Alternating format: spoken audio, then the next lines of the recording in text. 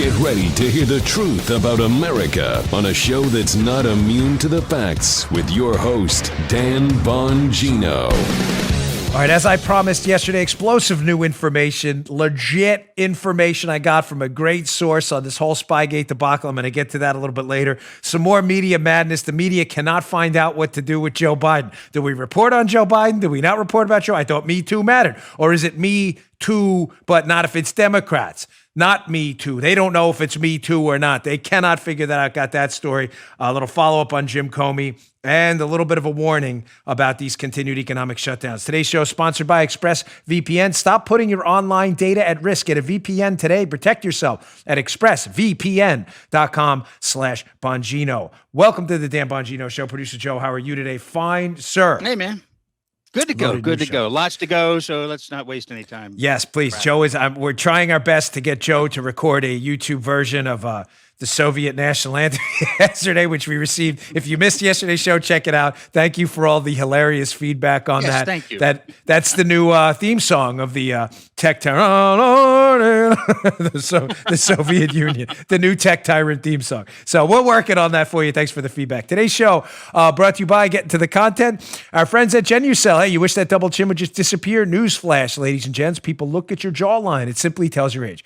Here's Robin from Lubbock, Texas. I put Genucel's jawline cream on my neck 2 or 3 days ago. It's the best my neck has looked in 20 years. People told me my face looks young. I am blown away. With Chamonix's MDL technology, Genucel's brand new jawline treatment specifically targets the delicate skin on the neck area for tight, healthy, younger looking skin. You'll see your mirror smile back at you, or 100% of your money back, no questions asked. Order Genucel's brand new jawline treatment absolutely risk-free and get a second month for half price. And for results in 12 hours or less, got a date, whatever, Genucel's immediate effects is also yours free. Order online for an extra $30 discount. Online orders only. Just use my promo code DAN30, that's DAN30 at checkout. Go to Genucel.com. They're a New Jersey company, and they're donating $10,000 a week to local food banks. You can help by contributing directly, no purchase necessary. Just go to Genucel.com, Genucel.com, GENUCEL.com. Use promo code DAN30 at checkout. All right, Joe, let's go. All right. Hey ho, let's go. Ding, ding. Okay, story number one, because this really has concerned me. Again, I understand in the beginning, given the uncertainty surrounding the Wuhan virus, its fatality rate, its lethality rate, the level of contagiousness, as I've said, the R0. Look up that term. It's really interesting. You'll find out some of the most infectious diseases in the history of humankind have this figure called an R0 or an R0. How many people in a virgin environment without any kind of immunity will be infected by one carrier. The measles, it turns out, is one of the most infectious diseases known to man. It's interesting, but we didn't know that in the beginning, how contagious this was. So I get it, and I understand the precautionary principle there. Now that we have a decent grasp on vulnerable populations, who this is going to affect, what that R0 is, how fatal this is, and like I said, what populations are most at risk, I think it's clear now, judging that these economic lockdowns, that extended economic lockdowns may be the biggest public policy disaster in the history of humankind. Digest that for a minute, because what I said to you matters. Yeah. You cannot judge the decision to lock down, an extended lockdown. I don't disagree in the beginning with some of the initial decisions while we still had a grasp on this. It's not me covering for anybody. There was a lot of uncertainty. It's now been a month. We have a solid grasp about what this virus does and what it doesn't do. Extending these lockdowns, I'm telling you, is going to go down in history as the worst public policy calamity in human history, where for one of the first times in a really, really long time, one of the most consequential decisions was made without any idea of weighting risks. Remember, I cited to you Holman Jenkins a while ago, who accurately summed this up. We are not anyone saying to you and viewing this as a black or white decision. Joe, lock it down, the economy, or you want people to die. In other words, black and white. Discount those people. They're unserious people. I'm sorry. And if that's you, I'm really sorry that I've had to wake you up. That's not a serious thing. That's not how this is. You're weighing bad options. It's not this or that in terms of lock it down or people are going to die either way. The question you're saying is, if we lock it down, will more people die from your lockdown than from the actual virus? What do I mean by that? Look at this article at the Daily Caller. Did anybody think this through?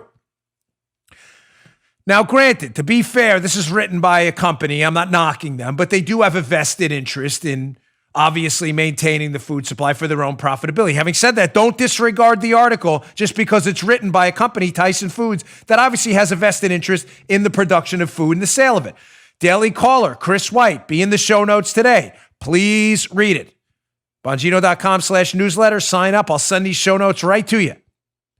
Tyson Foods issues a dire warning in a full-page New York Times ad. These lockdowns are threatening the U.S. food supply. Again, I get it. Please, you're always free to email us. I enjoy your feedback. I really do. You matter to me a lot. We read most of it. We can't read all of it, unfortunately. We get but we read most of it. I get it.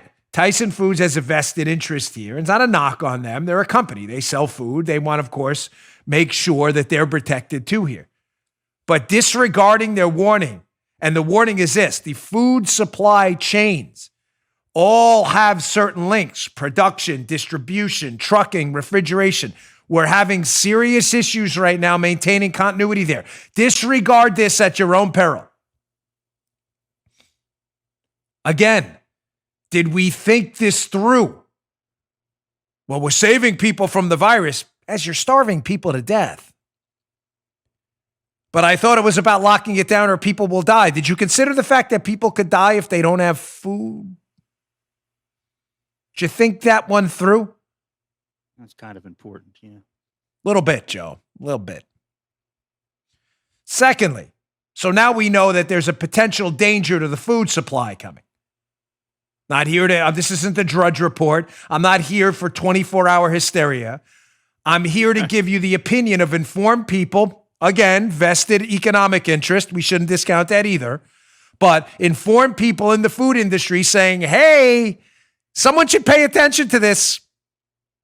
No, let's just ignore it. Shut it down because Nancy Pelosi said so. Don't worry, Joe. She's got 6 weeks of ice cream in her $24,000 fridge. She's okay. Very calorie-dense ice cream. She could survive for, probably has a little calcium in it too to prevent the osteoporosis.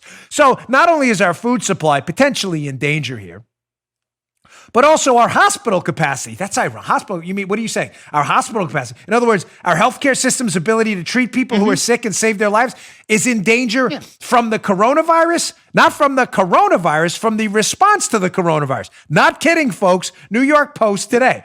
This is an actual ER physician, I believe in St. Barnabas in New York, who has lived through this in the hospital, who has now changed his mind on these lockdowns. I worked the coronavirus front line, New York Post, and I say it's time to start opening up by Daniel G. Murphy. I'm sure the liberals will attack him tomorrow, seek to have him fired. I mean, that's what they do. They're the phoniest, most intolerant frauds out there we've ever seen in the history of humankind. This article will be up in the show notes again, Bongino.com/newsletter. Read it. He has an interesting take. Look at this screenshot from the piece. He was there on the front lines, treating this. He's seen the worst of it. From the New York Post piece. He says, secondly, I worry about non-coronavirus care. This is the ER doctor speaking. While the inpatient units remain busy with sick COVID patients, our ER has been quiet for more than a week. We usually average 240 patients a day. For the last week, we averaged fewer than 100. That means our patients in this diverse, low-income community are afraid to come to the ER for non-COVID care.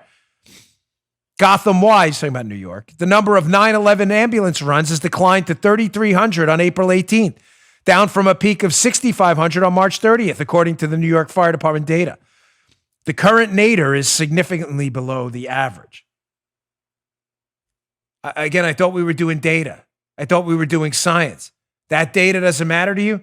So just to be clear, hospitals are drying up. They're emergency care and their elective surgeries where they can actually make money to stay in business. You know, that stuff AOC and the left isn't concerned about because they're socialists. You know, like actual capitalism and generating revenue to pay doctors, janitors, nurses, staff, the lighting bills, the landlord who owns the hospital, that kind of stuff. You know, the stuff that doesn't matter, the unserious crowd on the left, that actually matters in the real world.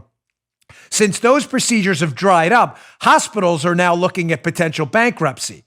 In addition to looking at potential bankruptcy and going out of business so we can't actually treat sick people to save their lives, we're also seeing sick people now afraid to go to the hospital because of the Wuhan virus. Again, you don't want a shutdown? You want people to die. I think the whole blood on your hands line is going in a direction the opposite of the one you're accusing us of. Again, have you thought any of this through? I thought data mattered. The Tyson Foods, he's just being hysterical. Really? He is? You sure about that? You willing to take that chance? No, I'm serious. You willing to take that chance? I'm not. All right, let me move on. I got a lot of content today. Just as an update, election 2020 update. We haven't done that in a little while. This case against Joe Biden, the allegations by Miss Tara Reid of sexual impropriety. In fact, a sexual assault against her. Allegations against now de facto Democrat nominee Joe Biden are getting serious. I will say, as I've always said, because unlike liberals, I am principled and I mean it. Joe Biden is entitled to the presumption of innocence like anyone else until the evidence proves beyond reasonable doubt, if it turns into a criminal trial, that he is in fact guilty. I'm not sure it'll get that far. I'm simply suggesting to you, I believe in the rule of law. I believe everyone, no matter what they say, is not the way a constitutional republic and a legal system works. I said this during Kavanaugh. I'll say it now. I will say it till the end of time, regardless of your party affiliation. We don't believe everyone. We believe evidence. Having said that, people have various motives for claiming people did things to them, whether it's sexual harassment charges or otherwise. Some are genuine. Unfortunately, some are not. I don't know Miss Reid's motives. All I'm suggesting to you is the evidence Miss Reid has is far more significant than the evidence Dr. Christine Blasey Ford had against Brett Kavanaugh, which was none. Christine Blasey Ford, when she alleged Brett Kavanaugh sexually assaulted her, had anti-evidence. The evidence she suggested she had, that her friends had witnessed this activity, when they went and interviewed the friends said they had no idea what she was talking about. In other words, she did not have evidence. She had anti-evidence. Miss Reid, alleging a sexual assault by Democratic de facto nominee Joe Biden, former vice president, has actual evidence. A CNN clip is surfaced showing her mother allegedly calling. We can't prove it, but evidence seems pretty solid at this point. Her mother calling the Larry King show after it happened, indicating that her daughter had been assaulted by a senator. We now have a neighbor who's a Biden supporter. Let me say that again. A Biden supporter, a neighbor of Miss Reid, saying that that the neighbor was told about Miss Reid's allegations back when it happened. Again, not anti-evidence like Christine Blasey Ford, real evidence. Where's the media on this, Joe? Nowhere to be found. No. I'll get to that in a minute, how the media is covering. But this is what's fascinating. Again, Joe, neither your, mine, or Paula's principles on this has changed at all. We believe evidence. You present evidence, you deserve your day in court. You don't present evidence, you do not get your day in court. Unfortunately, that is how the legal system works. I don't mean unfortunately. I mean, unfortunately for people on the left who want the legal system to be some kind of political tool to attack people. Fortunately, that's how the legal system works. Unfortunately for you, because you don't like that. Well, look at these frauds. I've got a series of videos here, 2 of them. They're brief. This is Kamala Harris, senator from California, Democrat, ran for president in a failed campaign. Kamala Harris wants to be Joe Biden's vice presidential nominee. Hat tip to Miss Cortez, Kingsley Cortez on Twitter, and Ryan Savidra sent this to me. This was Kamala Harris months ago, a while ago, when she was still competing against Joe Biden, talking about allegations against Biden, where she was like, yeah, we should really take these women seriously. She's really quiet about it now, though. Weird. Listen to Kamala Harris. I believe them, and I respect them being able to tell their story and having the courage to do it. Do you believe that the vice president should enter this race? He's going to have to make that decision for himself. I wouldn't tell him what to do. Oh, okay. Ooh, so she believes him. Do you not believe these women now or Miss Reed? You may say, oh, well, she may have been talking about different women, the women who were groped and sniffed, those women. But you don't believe Miss Reed? Why not? And believe me, that's your right to do that, Kamala. You don't have to believe her. You may say, oh, listen, she is a lawyer, Kamala Harris. I'm assuming a competent one. She may say, I've evaluated the evidence and I don't believe Miss Reed's telling the truth. Well, come out and say it. Where are you? Where are you, Kamala Harris? What about Mazie Hirono? Hat tip Paula for this one. Paula was like, you remember Mazie Hirono from Hawaii with that, when the Kavanaugh allegations came out? Remember Mazie Hirono, Democrat senator from right, usually pretty clueless? She came out, stop up, man. Stop up. Kavanaugh, we got to go get him. No evidence. Again, the only people who produced evidence against Kavanaugh produced anti-evidence, evidence that their case wasn't legit. No one ever produced real, actual evidence like Miss Reed, the phone call to CNN and the neighbor. But here was Mazie Hirono. She was brave back then, Joe. Mazie Hirono, conspicuously quiet now, hasn't commented about this at all. Crazy. Check this out. Guess who's perpetuating all of these kinds of actions? It's the men in this country. And I just want to say to the men in this country, just shut up and step up. Do the right thing for a change. Brave, Joe. So brave. Tough guy. Tough guy. Yeah. Total tough guy. Tough guy when it was a political case against Brett Kavanaugh. Right. Yeah. And then I heard Chris Hahn last night, who I debate often, not as much anymore, and I know Chris. So I he's not here. But last night he said something on Fox that was just borderline, absolutely ridiculous.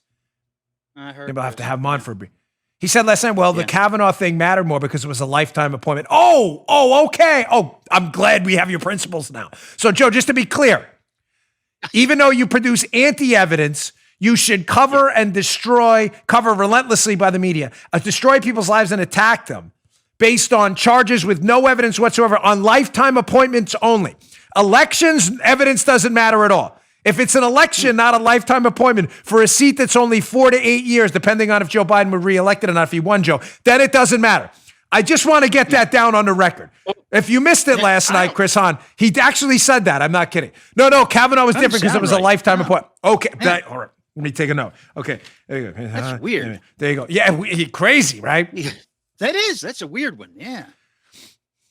As long as we know your principles. I just want to check, because I guarantee you, if a Democrat were to win the presidency, God forbid, and they nominate someone for the Supreme Court, and these allegations come up for another lifetime appointment on the Supreme Court, that principle will change too. Like, no. I didn't mean for lifetime appointment. I meant only Republican nominees for a lifetime appointment. Come on, man. Yeah. All right. Chris, seriously? I know you. Come on, guy. I mean, seriously. That was that was so tragically stupid. I was ashamed when you said it. I thought you used to argue somewhat on principle. Come on, give me a break. You should apologize for that kind of stupidity. All right, I'm going to get this video Biden. Let me just get to my second sponsor. Tuesdays is always a loaded day. Appreciate your patience. We have great sponsors. They really want to be here. You know, Mother's Day is coming up. Huge holiday around this house. What would we do without our moms? I'd be pretty lost. What would I do without the mom sitting over there with my kids? I would be absolutely lost. Remember that time you snuck out and did that thing? So does she. Your mom. She knows all my secrets. My poor mom. Used to torture her, my poor mom. Roses are red. Social distancing makes us blue. Can't be with mom this Mother's Day? Don't worry. We've got you. Books. There you go. Maybe you can give mom a hug, but you can send flowers from the Books Company. Books, that's short for bouquets. Books are responsibly sourced from some of the world's finest eco-friendly farms, even farms on the sides of volcanoes. Their flowers are beautiful, gorgeous. They stay fresher longer. Flowers and plants have been proven to reduce stress and boost productivity. Now that we're spending more time at home, how about a little self-love to brighten your day and your space? Big savings mean you can send farm fresh flowers, plants, and gift bundles all to the moms in your life, your mom, soon-to-be mom, your wife, your grandma, your dog's mom, or treat yourself. The Books Company is nationwide and offers next as well as same-day delivery. They even have flower subscriptions. The Books Company works with some of the world's finest eco-friendly farms, and because our flowers are sourced directly, they offer fresher and the flowers arrive fresher and they live longer. They are beautiful. Send smiles no matter what. The miles with Books.com/Bongino. That's Books. BOUQS.com/Bongino and enter code Bongino, Bongino, for 25% off your entire order. I promise you, these flowers are beautiful. Beautiful flowers. Brighten up someone's day. Again, that's code Bongino for 25% off at Bouqs.com/Bongino, BOUQS.com/Bongino. Go today. Put a smile on someone's face. Bouqs.com. Okay. Getting back to our report. So again, where Kamala Harris and Mazie Hirono are now, so brave, Joe, so brave. The answer is they're nowhere. They're not going to comment because they don't have principles. They don't actually believe in this Me Too. They only believe Me Too for Republicans. And as Chris Hahn seemed to say, only for lifetime appointments, which was absurd. Here is Biden yesterday, their de facto nominee for the Democrat Party, who again cannot seem to give an interview. Not just without screwing something up, Joe, but without saying something so ridiculous. Keep in mind, that's when he even completes the thought. It's so bad. He not only forgets what he was saying, he forgets he's being interviewed at times. Listen, this is fair game. The man's cognitive abilities are entirely in play. We're going to be giving this guy the nuclear codes. He doesn't even know he's being interviewed half the time. Here is another interview yesterday. I don't even know what to say about this flub. Here's a brief clip of him being interviewed. He's talking about economic activity around the globe recovering. Listen to the word he uses to this. Just listen. I can't even. This is so bad. Check this out. I would get much more engaged in the world. We can't step back. If, in fact, for example, we solve the problem in the United States of America and you don't solve it in other parts of the world, you know what's going to happen. You're going to have travel bans. You're going to not be able to have economic intercourse around the world. There's a lot. Look, when America goes alone, when America is first, it's America alone. I ain't touching that. I am not touching that, dude. Moving on. No. In the interest of staying on the air. That, please. It's tempting. Joe please. knows exactly. Joe's getting very sensitive to the stuff, which I like. Okay. Daddy. Paula made a joke to me this morning about that. I will leave for another day on a maybe friendly version of the show. So Joe's concerned about economic. Yeah. Yes. He's concerned I wonder how many people are thinking up a punchline right now and just aren't going to say it. He's concerned about economic intercourse. Oh, Daddy. Joe, listen. The president screws things up. Obama said there were 57 states. Bush always used to flub that line. Fool me once, shame on me. Fool me twice, shame on me. Remember, Bush could never get that right. I have flubbed things. I flubbed things on the show once or twice a week. We have to make. This guy cannot get out of a darn interview without saying something ridiculous. Economic intercourse.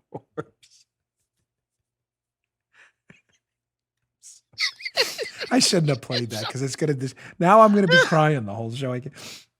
All right, on a more serious note, because Biden is. Okay. It's now a binary choice.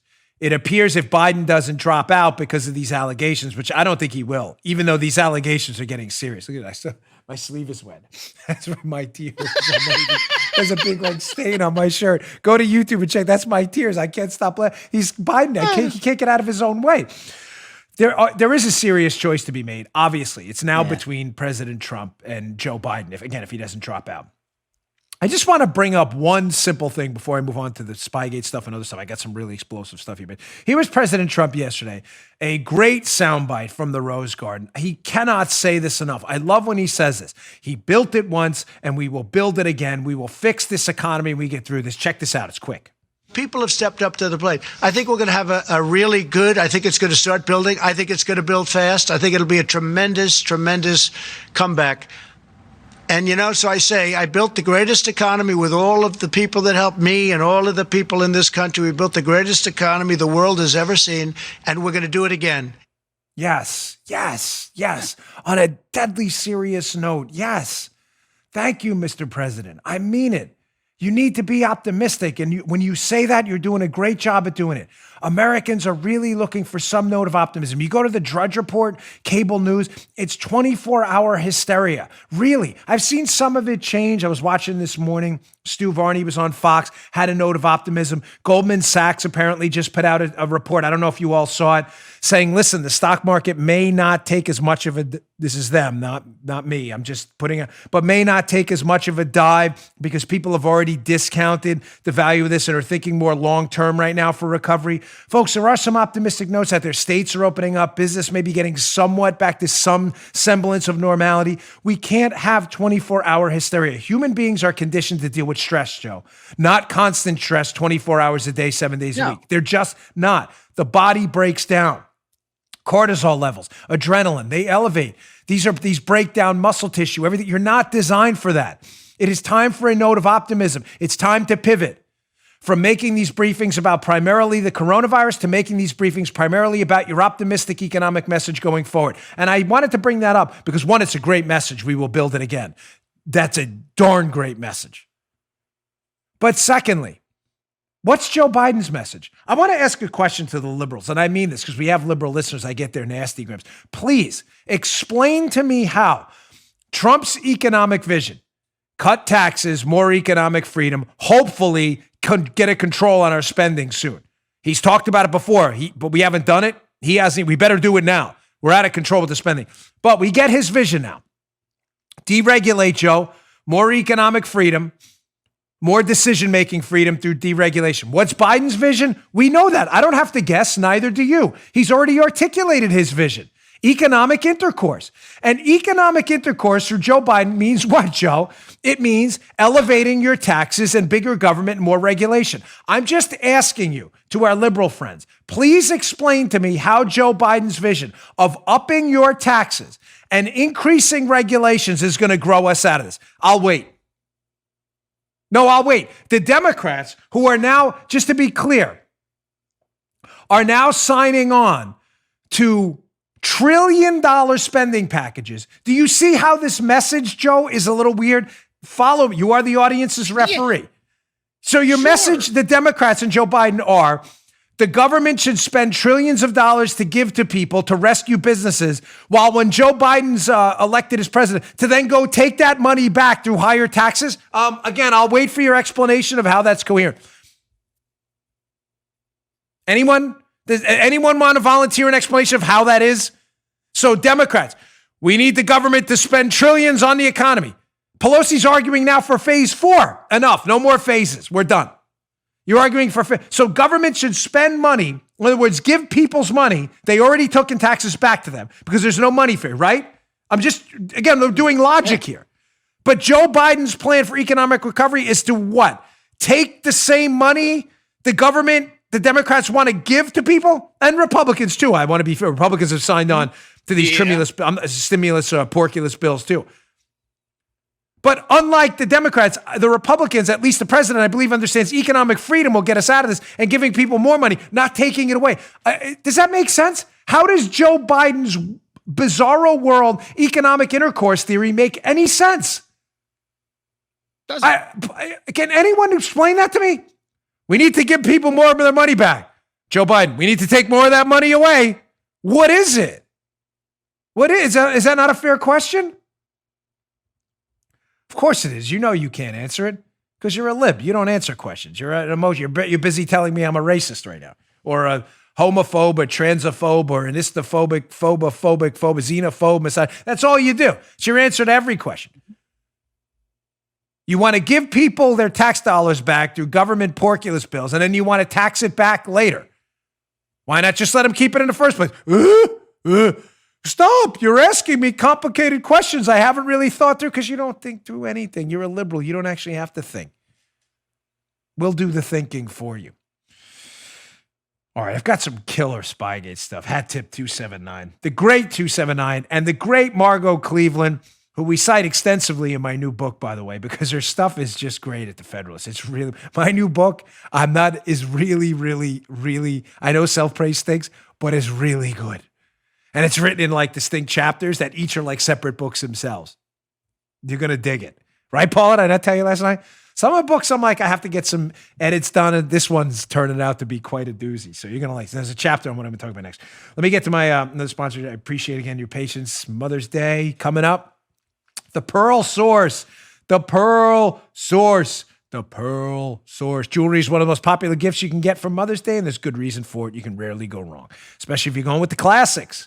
Paula is a huge fan of pearls. I'm getting them from the Pearl Source. My daughter handed me her list yesterday. I had to stick it in my room. It's serious. She's laughing back. She knows it's true. And there is nothing more classic. You can see on the screen, they got a great deal coming now. The Pearl Source. There's nothing more classic and timeless than fine pearl jewelry, which doesn't need to break your budget. At the Pearl Source, you can get the highest quality pearl jewelry up to 70% off retail. Why? Because the Pearl Source cuts out the middleman and eliminates traditional 5 times markups by jewelry stores and sells directly to you, the consumer. Your local jewelry store is closed. Shop safely and securely from the comfort of your home at the Pearl Source. You'll find the largest selection of pearls available anywhere. Each jewelry piece is custom made for you. You can't beat that. Customize your jewelry based on pearl size, quality, gold type, length, and many more choices. Mother's Day is May 10th. Do not wait. The Pearl Source offers fast and free 2-day shipping on every order with 0 contact delivery. Everything comes beautifully packaged in an elegant jewelry box, so it's ready to be given as a gift. Not sure if she'll love your gift? No worries. The Pearl Source comes with a no-hassle 60-day money-back guarantee, so it's risk-free. Plus, with more than 20 years in the pearl business and 7,000 5-star reviews, you can be sure you're shopping from a trusted retailer. Has your mom been quarantining safely at home for the past month? Has your wife been working hard with the children? Tell them you love them, appreciate them with a beautiful pearl jewelry from the Pearl Source.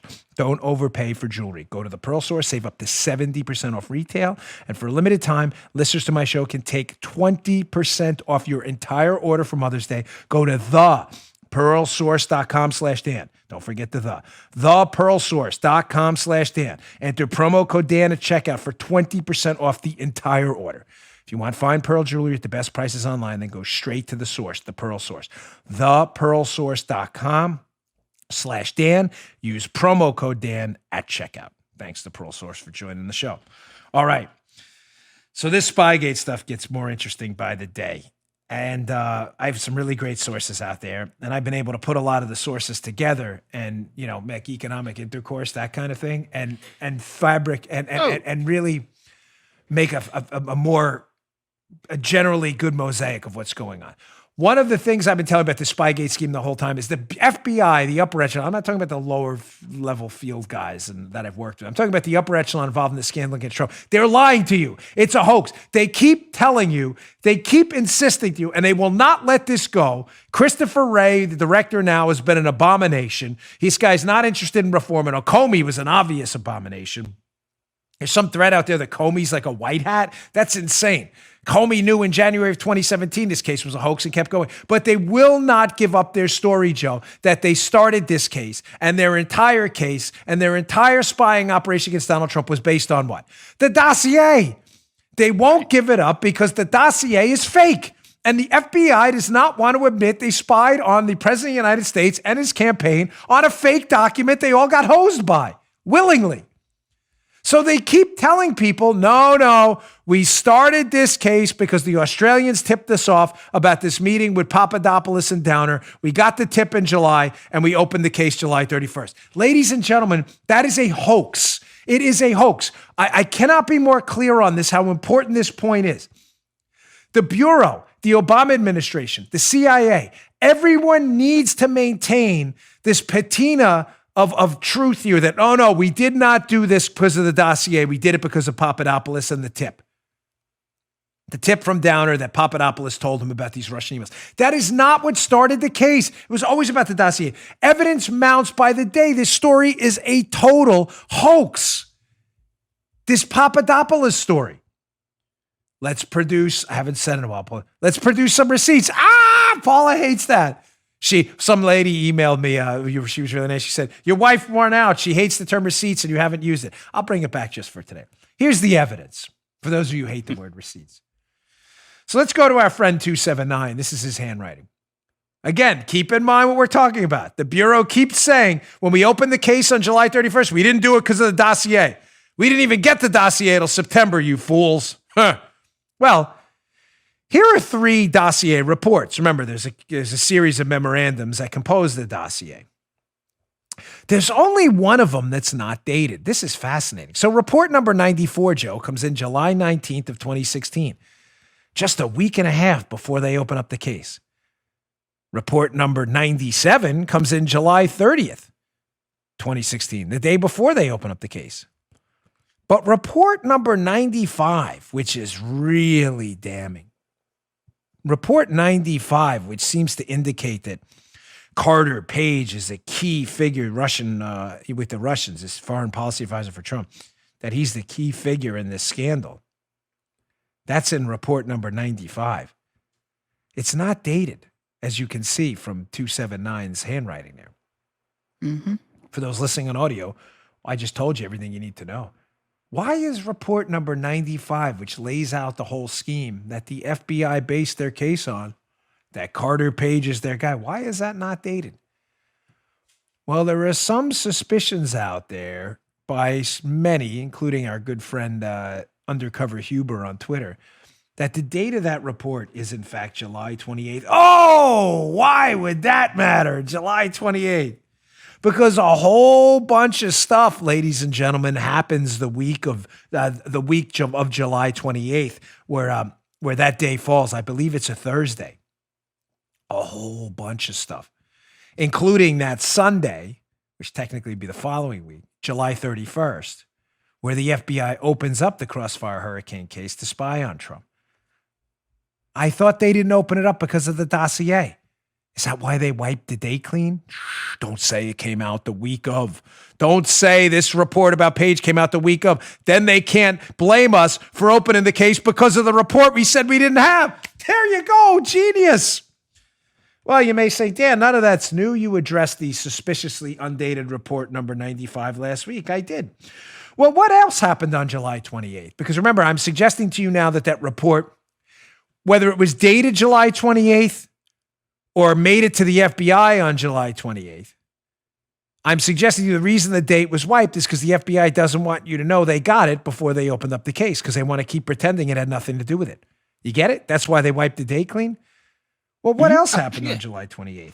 Let's go to an older piece from the Epoch Times by the great Jeff Carlson, one of the finest Spygate reporters out there, where he brings up this interesting little tidbit about this July 28th date, where I'm pretty sure that report surfaced, and that's what was the spark that lit the Spygate case. No, we did it because of Papadopoulos. Sure. Jeff Carlson, this is from March of 2019, was updated March in 2019. Clinton campaign relied on former spies' web of connections to frame Trump. How Steele and Fusion GPS used their connections to spread the Trump dossier. Well, remember, the Bureau said they didn't have the dossier till September. Couldn't have opened up the case because of that, because we didn't even get it till September, and that's after July, and we opened the case in July. Well, let's go to this piece. There's just this really incredible little tidbit here. Gaeta, who's an FBI agent in London, had known Steele since at least 2010, when Steele provided assistance in the FIFA probe. Gaeta was identified as Steele's FBI handler in a July 16, 2018 congressional testimony by Lisa Page, who was this FBI Deputy Director, Andrew McCabe's special counsel. The FBI first received the reports that are known as the dossier from an FBI agent who was Christopher Steele's handler, Lisa Page told lawmakers, according to a transcript that has not been publicly released but was reviewed for this article. Wow. So just to be clear, the FBI, again, we didn't get these reports until September 19th. But we opened up a case in July, so we couldn't have opened up the case. Now we find out that the guy who allegedly wrote the report, Steele, had a long-known FBI handler, a guy named Gaeta, FBI agent Gaeta, who worked in London, who was meeting with Steele in early July. Wait. I thought you didn't get the reports until September. This is one of those situations, Joe. I know you being a hands-on kind of dirt under the fingernails guy. You ever heard this expression in your life? I got a guy for that. You know, your plumbing breaks. I got a guy. Oh, yeah. You know, everybody knows a guy, right?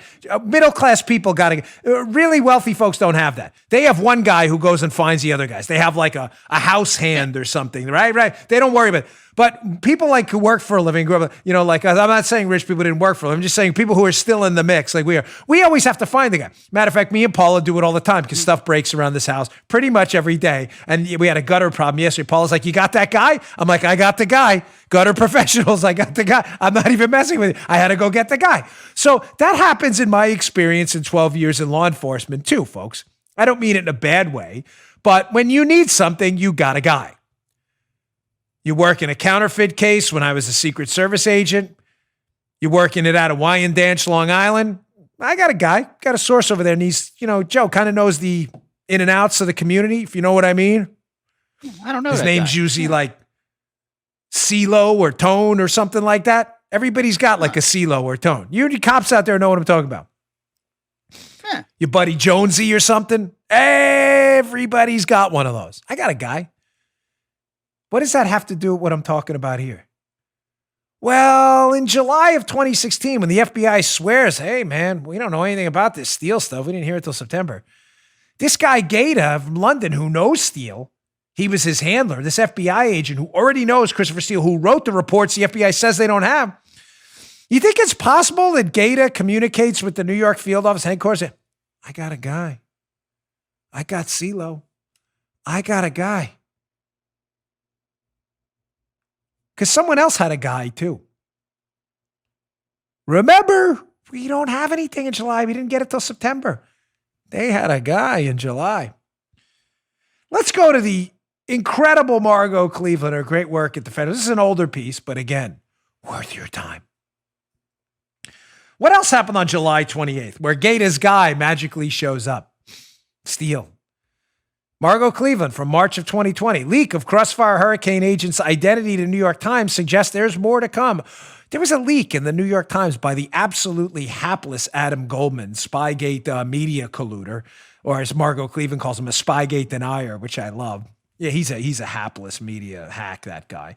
You know that, though, from listening to the show, Spygate denier.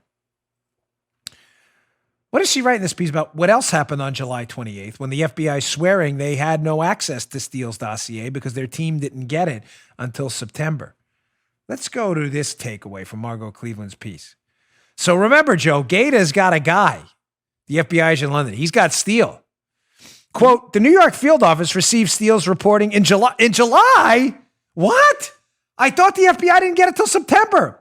When Steele's FBI handler, Agent Michael Gaeta, on July 28th, the alleged date of Report 95, sent Steele's first two memos to the ASAC of the New York field office. While the ASAC, the boss, assured Gaeta the reports would be walled off from agents in the office, Joe. Might Soma nonetheless have known of Steele's reporting? Why was it that he was so anxious to obtain a FISA warrant on Page? Little background here, little confusing today, but again, worth your time. Yeah. So who's Stephen Soma in the New York field office? Stephen Soma, Joe, he's got a CeeLo too. He's got a guy. You know, Gaeta's got a guy, Steele. I got a guy. He's got information. I got a guy. Soma in the New York field office, another agent, he's got a guy. You know who he handles? His guy? He's the handler for Stephen Halper. Oh, the guy who's been spying on the Trump team? That guy? Stephen Halper. The walrus, remember him? The one who spied on Papadopoulos and Page and tried to get information to him about a Russian collusion scandal that wasn't happening? Yes, that guy. So this is just weird. How Gaeta's got a guy, Steele. Steele's talking to him in July when the Bureau's saying, we don't have any of this Steele stuff. Gaeta sends the reports from Steele on July 28th, which I'm pretty confident is report number 95's date, which lays this all out in the dossier. On July 28th, sends it to the FBI office in New York, where another guy, Soma, who's got a guy and is handling Halper, those reports magically appear. But don't worry, Joe, they were walled off from the agents. Yes. Mm-hmm. This gets a little better. So let's go to another screen cap here for Margot Cleveland's piece, which is so good. So good. Here we have to remember the incestuous relationship at play. Soma worked in the counterintelligence division at the New York field office and served as Stephen Halper's longtime handler. He's got a guy. Besides being a confidential human source for the Bureau, Halper maintained an academic position at Cambridge where he ran an intelligence seminar with Sir Richard Dearlove, Steele's former boss. Whoa. Soma, along with two other FBI agents, spoke at the seminar about the FBI and Russian illegals. This is great. Don't lose where we are.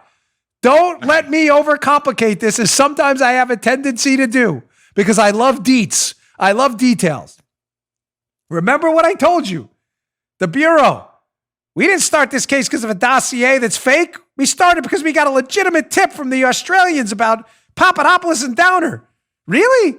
So now we know a dossier that mysteriously now is undated, which probably appeared on July 28th, was written by a guy named Christopher Steele, who was being handled by a London FBI agent who used to work in the New York field office with a guy handling a spy, Stephen Halper, spying on the Trump team.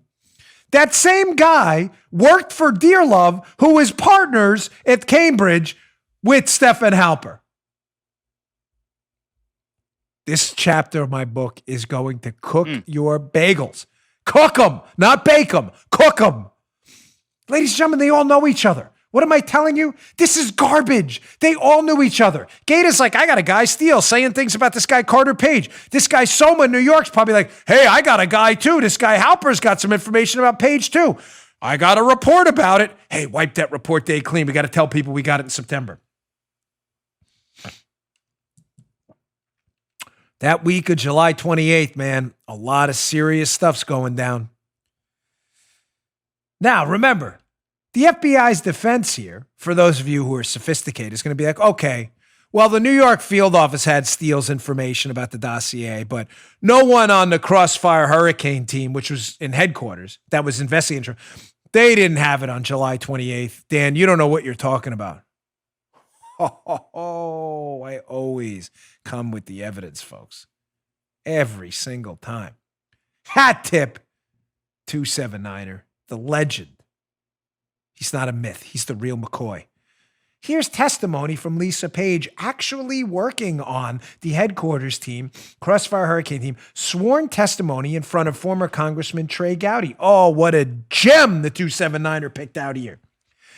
She's asked Lisa Page, FBI lawyer in D.C., about when they got a hold of this dossier and Steele information that the FBI is swearing they didn't get till September. No, we didn't get it till September. So Gowdy says July 31st was a Sunday. You are correct, as Page is talking about this meeting and when they opened up the case. And then Lisa Page says this. And so he, talking about Peter Strzok, the guy who opened up the case, went in on July 31st because we were like, holy cow, this is a big deal. And we're all very stressed about it. And so I think we learned about the case on a Friday or a Thursday or a Friday. I can't remember now. I can do the math, but, I'm a lawyer. Trey Gowdy, onto this scam, says, you mean the 28th? Page says, thanks. Gowdy says, you learned about it on the 28th? Lisa Page, right. Thank you. Receipts.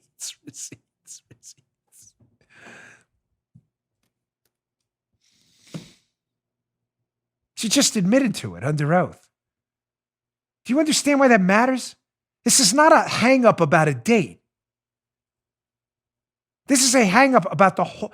We can never, ever, and I mean this, and believe me, to my brothers and sisters in blue out there, it pains me to say this.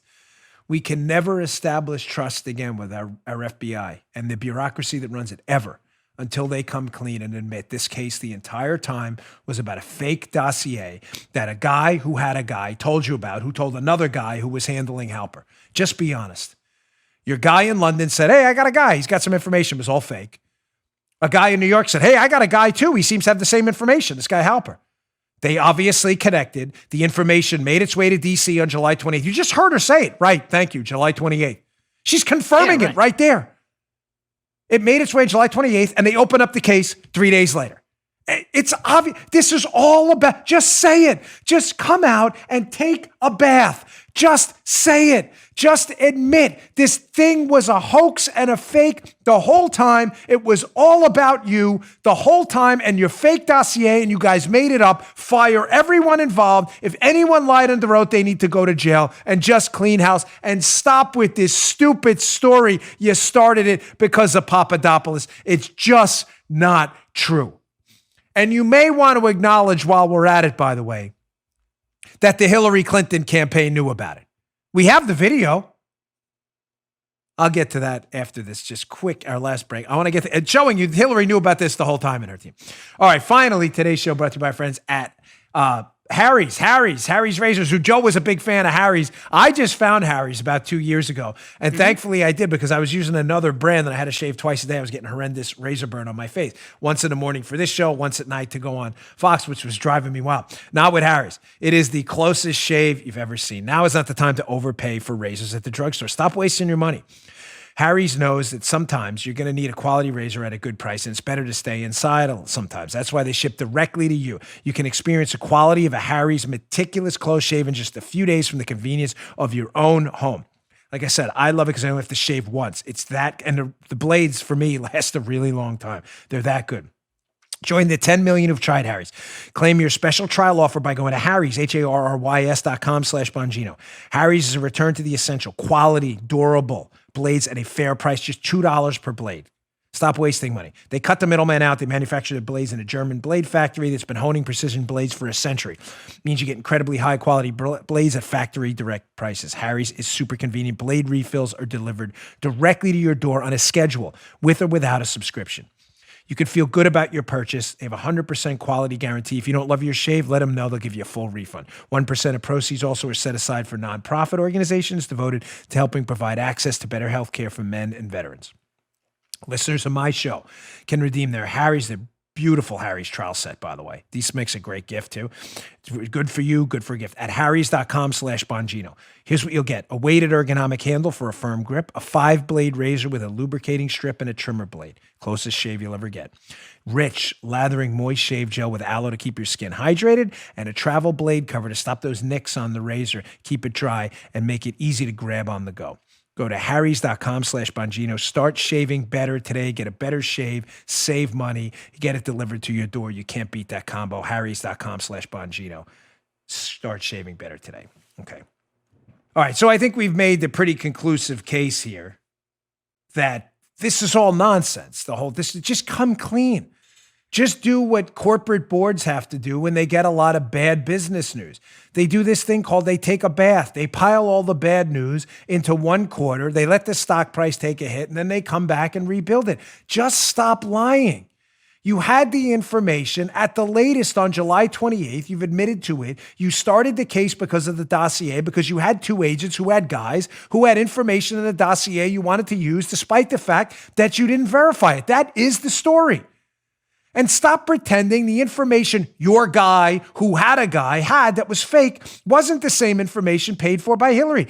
Here's Robbie Mook. I can't play this enough. Hillary Clinton's campaign director, campaign manager, whatever he was, some upper echelon guy in the Hillary campaign on CNN the same week of July 28, 2016, talking about stuff that's only in the dossier. How did they not know? Check this out. What's disturbing to us is that experts are telling us that Russian state actors broke into the DNC, stole these emails, and other experts are now saying that the Russians are releasing these emails for the purpose of actually helping Donald Trump. I don't think it's coincidental that these emails were released on the eve of our convention here. That's Hillary's guy, the same week of the mysterious dossier report number 95, which is magically not dated, the only one. It's not dated because it's right around July 28th. That's what started this. And they got it from one of their FBI guys who had a guy and another guy who had a guy who both told the same story, even though it was fake. Halper and Steele, who were being handled by two bureau agents. Gosh, so many suckers out there. Adam Goldman at the New York Times. Are you not interested in this? Does any of this bother you? My gosh, Maggie Haberman, Natasha Bertrand, Fusion Ken Delanian. Are you at all interested in the truth here? Does that Lisa Page testimony? Yeah, we got it on July 28th. Right, thank you. That you're not curious about that at all? I thought you said you got it in September. You didn't hear. You're not going to hear that anywhere else. Disappointing. All right, this is some. And forgive me for our audio-only listeners, but I want you to listen here on the audio because the audio is almost better than the video here. This is just quick. I rarely do these types of stories, but in light of the Wuhan virus and everything going on, the economic issues and everything, news stories are getting lost, significant ones. The Spygate one I just told you about. But Joe, amazingly, the FBI, excuse me, not the FBI, I'm stuck in Spygate mode. The Pentagon yesterday confirmed the existence of UFOs. Not aliens, UFO, unidentified flying object. We don't know what it was. It was unidentified. We don't. Yeah, it's a big difference. Some people believe in aliens, some don't. I'm not getting into that debate. I'm simply suggesting the existence of unidentified flying objects, flying objects that have been unidentified. That's all was confirmed yesterday by the Pentagon. Some of this video I'm about to show you, it's about a minute. It's been out there for years, but listen to the audio too. These are military pilots looking at unidentified objects in the sky, seemingly defying gravity and the laws of physics. The video, go to the video too, youtube.com/Bongino if you want to check out our video. Watch this, but listen to the audio too of these pilots. It's about a minute long. It's actually 3 separate incidents. The Pentagon has now confirmed yesterday, this is real. And you probably haven't even heard about it. I'm not messing with you. Check this out. This is real. The Pentagon has said this is legitimate. Check this out. Dude, this is on, bro. There's a whole fleet of them. Look on the ASA. My gosh. They're all going against the wind. The wind's 120 knots from the west. Look at that thing, dude.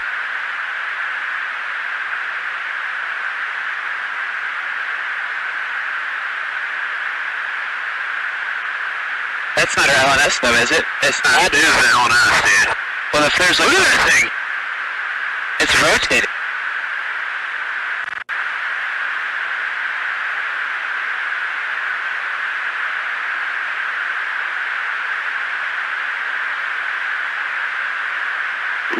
Nickel 6-1 Tango Logic, over. Oh, got it! Woohoo! Roger, there's troubleshooting as soon as I get... Did you box moving target? No, I took an auto track. Oh, okay. Oh my gosh, dude. Wow.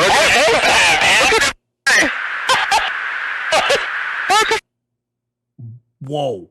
Listen, I'll leave it to you. My audience is very smart to speculate on what you think that may or may not have been. I'm just leaving it at this. These are trained pilots. These are not like, some fly-by-night operation, a guy who saw a speck on a telescope and thought he found a new planet. These are trained pilots up in the air all the time who are watching. These are 3 separate incidents, by the way. These objects, one guy says in the beginning, this thing was flying against a 120-knot wind and was seemingly smoking this plane. Seems to defy a lot of what we know about flight aerodynamics. I'm just throwing that out there. That came out yesterday and amazingly received I saw a story on Fox this morning, but I've seen very little coverage of that. Joe, kind of a big story, no? Yeah, that's... little bit? Yeah, maybe. Yeah. Again, they confirm the existence of flying objects that are unidentified, otherwise known as UFOs. Many years spent denying it. Yeah, many years. Yes, over it now. We know those videos were out there. That's why I say, you're right. Joe's right. A lot of these videos, they were like, well, we don't know what that. Blah, blah, blah. Now Pentagon's like, no, that's legit. That was really us. Those videos aren't fake. Holy Moses. Huge story yesterday. All right, I can't go a day without am I on track here? I am. Good. Media madness segment. So I said to you about the Biden Kavanaugh thing. The media, we have to call out their nonsense. It's important, ladies and gentlemen, because I want to, 1, show you you're not wasting your time here, but 2, I need to show you and the liberals that watch the show that the media is not actually doing actual journalism. It's all Pravda-like propaganda nonsense. So I saw this hat tip John Levine, I think from the New York Post on Twitter. I saw this morning. Here are 2 headlines about how the Washington Post, remember, Joe, democracy dies in the darkness. That's the Washington Post tagline. They don't tell you they are the darkness.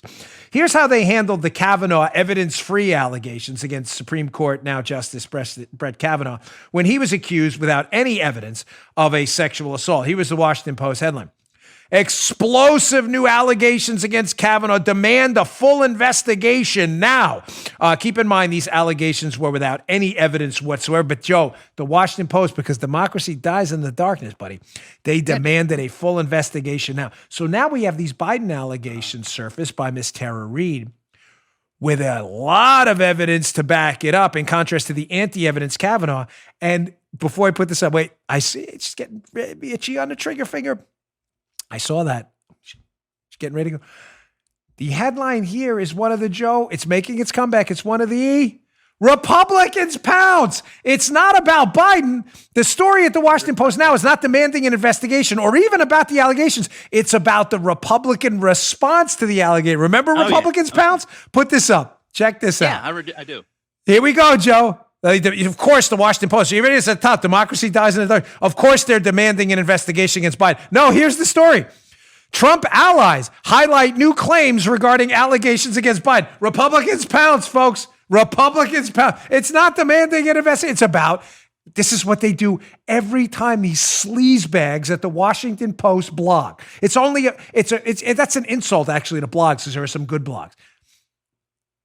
This is a sloppy blog. At the Washington Post slog, what they do is, because they don't want to write about the credible allegations against Biden, they don't want to write about it because they're Democrat activists to Washington. It's not a journalism outlet. They're not demanding an investigation like they did on Kavanaugh. What they write about is they write about how the Republicans respond to it. Trump allies pouncing. In other words, making it what? Why are they doing that? Come on, I know you got this. You got this, my beloved audience. You got this. Why? Why do they write it like that? Because the evidence in the case at this point looks damning. And if they were write a straight news story about the evidence, Biden could look guilty, and that would hurt their political cause. So in order to make it seem like they're not being political about it, they make it appear, Joe, that the other side is playing politics. And this isn't really about the case. It's about Republicans playing politics with it. Hence the Republicans pounce headlines. You get it? In other words, we were going to write about this, but the Republicans are pouncing on it. Therefore, this can't be legitimate. Trump allies, it's always Republicans pounce. In other words, what they're doing, politicizing a story, they're blaming you for. Does that make sense? You'll see once you learn to pick out Republican pounce headlines, you will see them everywhere. This is not journalism. This is Pravda-like Soviet Union type nonsense. The tech tyrants and the journalism outfits. Embarrassing. Just one quick video talking about, again, media madness. This is quite possibly the dumbest question I have ever heard in my life. It's short. Asked yesterday in the White House press conference in the Rose Garden by the always embarrassing Olivia Nuzzi, who asked the President of the United States, I'll just play. This defies explanation. Check this out. If an American president loses more Americans over the course of 6 weeks than died in the entirety of the Vietnam War, does he deserve to be reelected? What? That's a serious question. If an American president loses more people to this basically Wuhan virus in the course of these weeks than they did in the Vietnam War, should he be reelected? Keep in mind, these are from the same media knuckleheads who, when people like Bill Bennett and others, noted conservative Bill Bennett, former education secretary under Reagan, compared the death toll from the flu, a virus, to another virus, the coronavirus. Everybody said, you can't do that, you dopey hack. You can't do that. You're diminishing the coronavirus. So, Joe, just to be clear, media principles, don't dare compare anything to the coronavirus. This is a unique event in human history. Trump's responsible. Until it's advantageous for them to make comparisons even more ridiculous. The Vietnam War and the casualties, and don't dare, I lost someone in the Vietnam War, someone in our family that changed our entire lives. Mm-hmm. It has nothing to do with the coronavirus. Nothing. So comparisons to other viruses, Joe, a medical response and the such, no good. Because we lose a lot of people from the flu, and then it will not make Trump look bad. They want to make Trump look bad. So they want to make it out like no virus ever has done what this virus has done, and Trump uniquely screwed this up. But Olivia Nuzzi, numbskull, is comparing it to the Vietnam War. Two crises that have absolutely nothing in common whatsoever, and suggesting Trump uniquely failed based on that comparison. But other comparisons to actual viruses, no good. Total madness. Total madness. All right, I had two stories left in the hopper I'll have to get to tomorrow. One is important. Don't miss it. Tomorrow's show, John Roberts from the Supreme Court is just turned himself into a farce. He's just a joke. He is rapidly the Chief Justice of the Supreme Court. of the United States, I should say, that's his actual title, has turned out to be a laughing stock. He is like a crying child afraid of the left-wing media, and he let you down again. He blew it. You may not have heard a lot about it. I'll get to that tomorrow. It's going to require a little bit of an explanation. And I want to get to Comey as well for those of you, because there's this thread out there emerging that Comey might have been a white hat, a good guy. No, he wasn't. We'll produce some evidence tomorrow on that. All right, thanks again for tuning in. Please subscribe to my YouTube show, youtube.com/Bongino, youtube.com/Bongino. It's free. We really appreciate it. And you can also subscribe to the audio show on Apple Podcasts. Thanks a lot. See you all tomorrow. You just heard The Dan Bongino Show. You can also get Dan's podcasts on iTunes or SoundCloud. And follow Dan on Twitter 24/7 @DBongino.